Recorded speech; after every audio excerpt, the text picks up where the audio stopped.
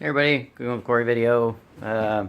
Today I'm gonna make some roasted vegetables because they're good for you. So we made this weekend. You can make it, or last weekend. I don't know. We made it before, but anyway, what you can do is you can take that the vegetables and potatoes and all that. You can mix it up any kind of way you want.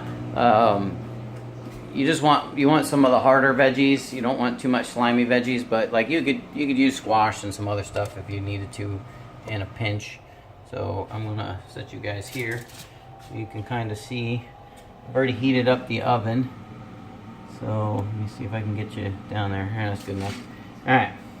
So I've been whacking my carrots up into pieces, about yay big, and then because any root vegetable takes a bit of time to bake, I'm gonna whack these in half too, just one more time, just to open them up a little bit more so they'll cook a little bit faster.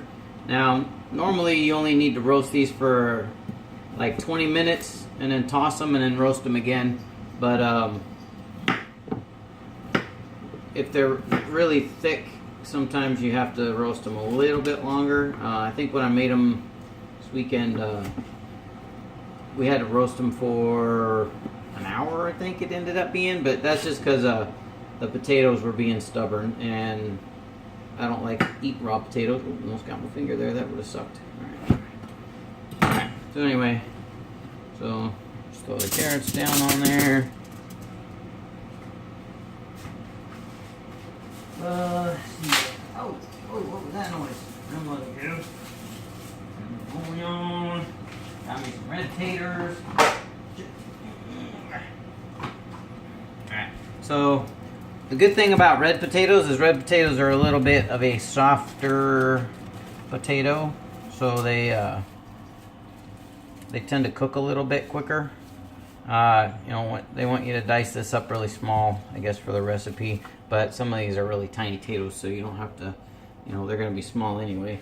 You always want to rinse your potatoes off, and if you have a scuzz brush, a veggie scuzz brush, especially ones that were grown in the ground, like, I know dirt don't hurt, so like a little bit on some carrots or celery, it's not going to kill you, but like, you don't know where these potatoes came from, and you don't know what was in the ground, where they came out of, so leaving a little bit of dirt probably not going to kill you, because it'll build up your immune system, but you don't want like giant blobs of freaking, possible cow manure hanging off of your potato. Just saying. Normally I don't really care too much about what's on there, but like these might have been a little bit dirty, and I don't know where they came from. So, all right. See, you can see how I'm cutting. These cut a lot. Oh, let me slide over a little more. These cut a lot easier than your baking potatoes. So like if you get your, let me get this guy here. If you get your big old roaster potatoes like this, these are really hard. They're great for French fries and hash browns, but if you're cutting them up for something like this, they take a really long time to heal or to cook. So I would not suggest using those. So anyway, we're gonna whack these little potatoes up. Throw some little potato nubs in here. You want to line the pan with a little bit of foil. Mainly because you want to try to prevent as much crap from sticking to your pan as possible, and it makes for easy cleanup. So if you're like me and you feel like being lazy and you don't really feel like cleaning all that up when you're done, you have a nice, you just kind of take the foil out and chunk it in the garbage. Cleanup is done. Bam! Alright, so making these just kind of cubey. They don't have to be perfect. You're roasting them, and then you're going to mix them up. I like to serve them over rice. You can serve them over whatever. You could make some. You can just serve them plain like they are.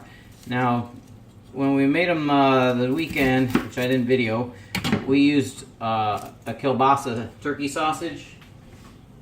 Cut it up into little coin-sized pieces and roast that with it, so that there's a little bit of meat involved. You don't have to do that. If you're like trying to eat like vegetarian or whatever, and you don't want to have any meat in there, then don't put any sausage in there.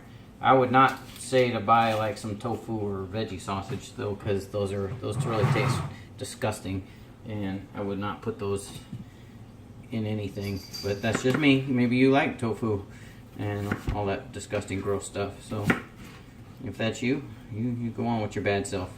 Alright, so here's some onion pieces, little hunks of onion. Oh, that was a little too big. Let's cut that guy up a little more.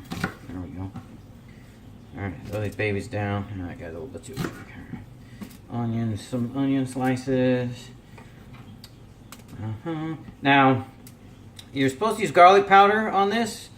If you don't have garlic powder, but you have garlic salt, what you do is you just eliminate the salt from the recipe. So normally, this calls for, wow, I got myself. This calls for some salt and pepper, just a half teaspoon, not a lot, but you can totally just leave the salt off.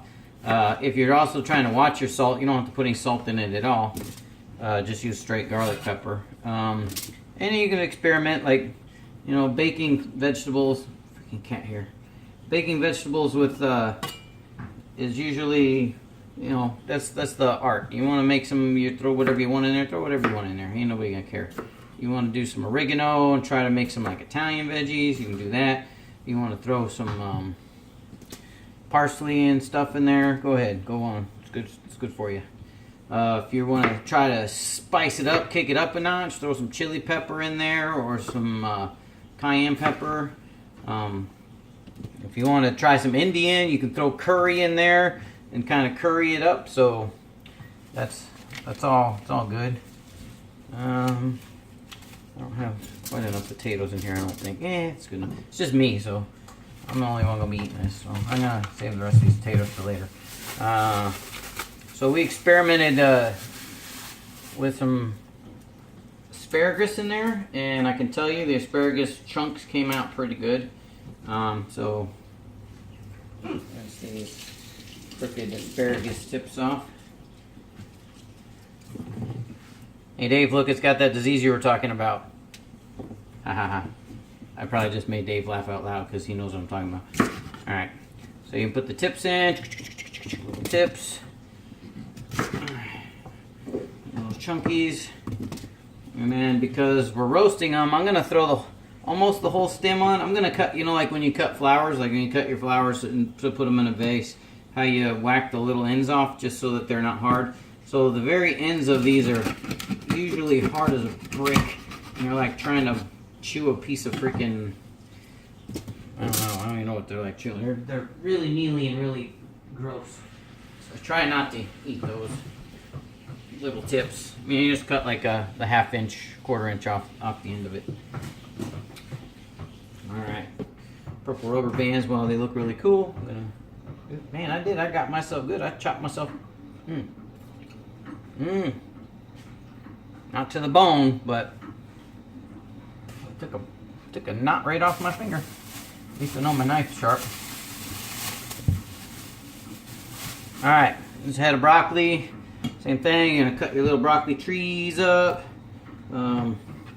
Usually what I like to do is I like to give it like a cut right around here in this area, like that. And then you got some pretty good broccoli heads. Put your little trees in there. That one might be a little too big. We'll whack him up a little bit. Throw him in there. This one's good size, and that one's good size. You know, and then you just kind of keep chopping in there. Get your little tree parts in. Trees everywhere. Happy little trees. Happy little trees. Happy little trees. Oh, somebody's on there. Somebody's watching. Hi, somebody, whoever's watching. Alright, take that. Again, hard. Now, I don't mind broccoli stems, so I'll put the stems in there. I mean, I'll eat that. It's for me. I'm like a billy goat. Rambo eat things, big billy goat puke. Well, I'll eat things that will make normal people not want to eat, but I'll eat it anyway. It does. Tastes good to me. All right. So you got all that in there. So you got, see, I'm just chunking it all in there. All right. I have some minute rice left over, so I don't have to make any more, so you guys don't have to be bored watching me make rice, so I'm not going to do that. I'm going to go ahead and get the top coat stuff out.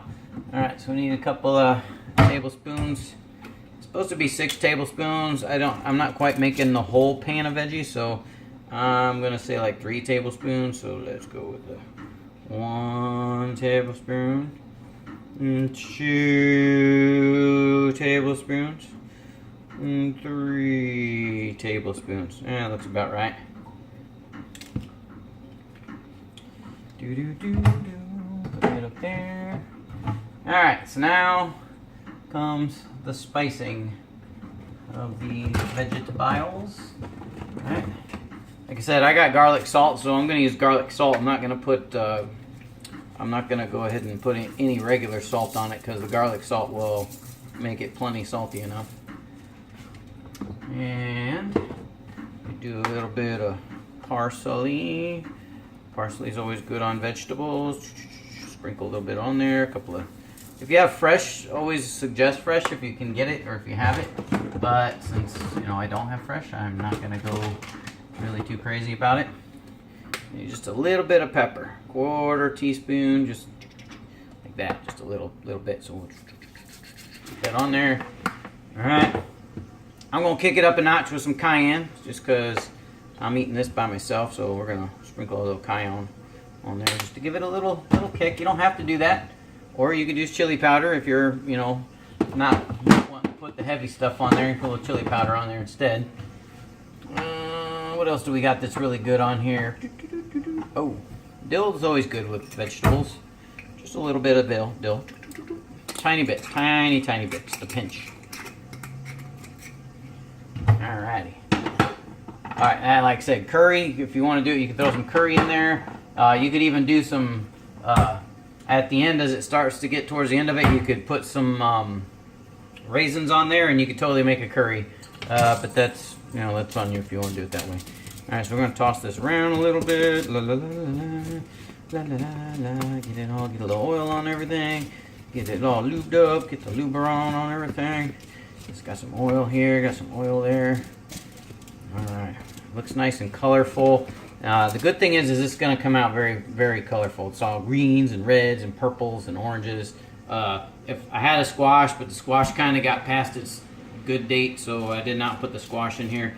So you want to level this out about as good as you can. Trying not to, you don't want to have any empty spots on your foil, and you want to make sure, especially the bigger chunks of vegetable, have plenty of access to get cooked. All right, so you're gonna put this in the oven for maybe 20 minutes. You want to check it every 20 minutes. So I'd say check it at 20. Pull it out, kind of fork some of the veggies. You want to toss it, put it in for another 20 minutes. If it's not done, just keep going in like 10-minute increments so you don't burn it. It's going to be really hard to burn because it's just a giant plate of vegetables. And then when it gets all roasted, you'll smell it. It smells really good. Now, one of the good things you can do is, if you're a big soup guy, like I like to make soup, is I'm probably not going to eat all those vegetables. Even for making like half the recipe, that's a butt ton of veggies. So what I'll do is I'll roast them because it pulls some different flavors out of the veggies. So I will roast those up, and then I'll chomp on some of them with some rice and do all that. But probably what I'll do is I'll take some of the leftovers and I will chop it up and make like a vegetable soup out of it. So I'll make like a broth out of some beef cubes or chicken cubes, and I will really mince up those cooked vegetables, and I'll cook that in the stock, and I'll end up making soup out of it, and it'll be a really good veggie soup. So anyway, thanks for watching.